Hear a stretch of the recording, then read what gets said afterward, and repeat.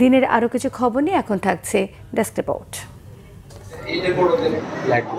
বর্তমান সরকার দলীয় অন্ধত্বে বিশ্বাস করে না, ক্ষমতার অপব্যবহার সহ্য করা হবে না বলেছেন ভূমিমন্ত্রী মিজানুর রহমান মিনু। রাজশাহীতে 3 দিনব্যাপী 3 থেকে 18 বছর বয়সী শিশু শিক্ষার্থীদের হৃদরোগ শনাক্তকরণ ও চিকিৎসা কার্যক্রমের সমাপনী অনুষ্ঠানে প্রধান অতিথির বক্তব্যে একথা বলেন তিনি।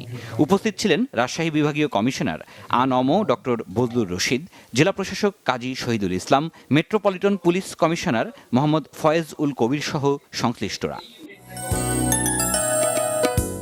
তরুণ প্রজন্মকে সামাজিক যোগাযোগ মাধ্যমে একটি পোস্ট করার সাথে সাথে একটি করে গাছ লাগানোর আহ্বান জানিয়েছেন পানি সম্পদ প্রতিমন্ত্রী ফরাদ হোসেন আজাদ। পঞ্চগড়ে বৃক্ষমেলা উদ্বোধনের পর এ আহ্বান জানান প্রতিমন্ত্রী।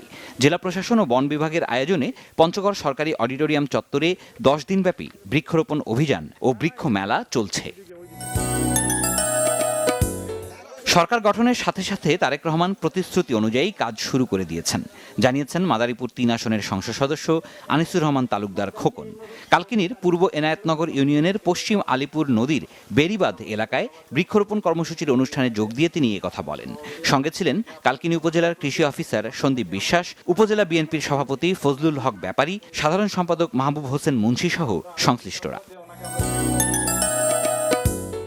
সিরাজগঞ্জ জেলা পরিষদের উদ্যোগে মুক্তিযোদ্ধা, দরিদ্র মেধাবী শিক্ষার্থী ও অসহায় অসুস্থ রোগীদের মাঝে উপহারের চেক বিতরণ করা হয়েছে।